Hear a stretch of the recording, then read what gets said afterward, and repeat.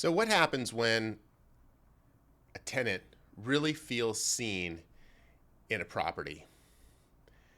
That's what I found out this week. And a member on my team brought me a story that I felt inspired by. I thought it was super cool because it was one of those things where something that uh, a member on our team tried to do and why they were doing it, and it paid off. And how did it pay off? In a way that benefited everyone. Um, we took on a property that had a tenant in it, and oftentimes when we inherit tenants, those tenants, it's basically we're the enforcers, right? We come into it and we start making all these rules, and we make it harder for people that are living in a property that sometimes don't have any rules, and we become the bad guys, right? I remember one of our first bad reviews on Yelp back in the day was due to the fact that we inherited a tenant who did not like the way we were trying to redo the lease. But again, if we're not redoing the lease in the way that we understand the lease needing to be done, then what are we doing? We're not doing our job. So, what we needed to do there, look at this. Crazy. I kept seeing this thing on the image and it was like, what's going on here? All right, that's much better. But, okay, back to the story. So, when we take over a tenant lease, we're inheriting all of these things in a lease that may or may not be enforceable the way that we know how to enforce them, right? Probably the easiest way to say it. Now, with our lease, we have a lot of experience with it. I mean, we've had so many different iterations and add-ons to this lease over the years that we know how to honor it. We know what it says and what it doesn't, and we understand the why behind what it says in there.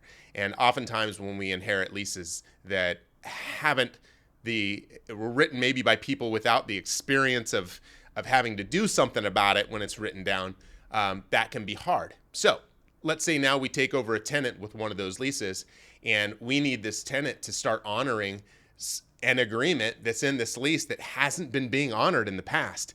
We're now enforcers, the bad guys who have to come in and do that. So in this particular case, we needed to start getting paid on a particular time. There were certain ramifications which will lead to call it a 5-day notice if someone doesn't pay on time.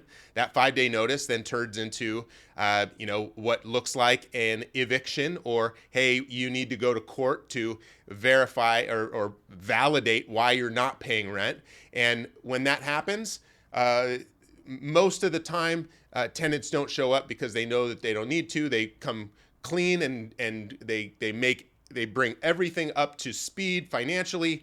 And as the owner, you might get paid a little bit late that month, but you're not incurred any other additional hardship other than, gosh, your tenant isn't paying. Here's the process. Here's what's going to happen, and communicated that way.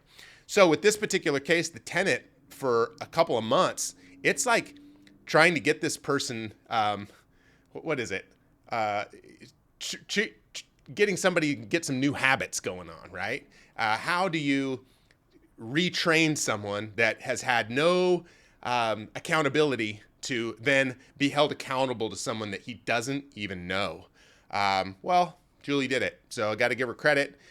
Heck yes, that's awesome.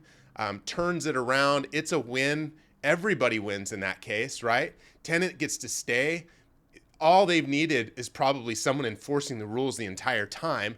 And now that those rules are being enforced, it gives them permission to ask for things or to say, hey, this is what I'm looking for. And when communication and transparency opens with tenants, they then start trusting us, and they know that we got to adhere to this, right? We're still going to treat you with empathy. We're still going to be, talking through these scenarios in the way that we can. But at the end of the day, this is what we have to work with. When there are things that we can, talk about and negotiate, we let them know. And these are things where we can negotiate. But over here, we can't at all. And I think that breeds trust. It breeds a different level of Keeping tenants in properties, and in a market like this, every little bit is helpful. So cheers to Julie for knocking it out of the park, for reminding us again why we do property management a little bit differently and why that's such a win for us in this particular situation and for our owner and for the tenant. And again, proud to be in Capstone. Thanks.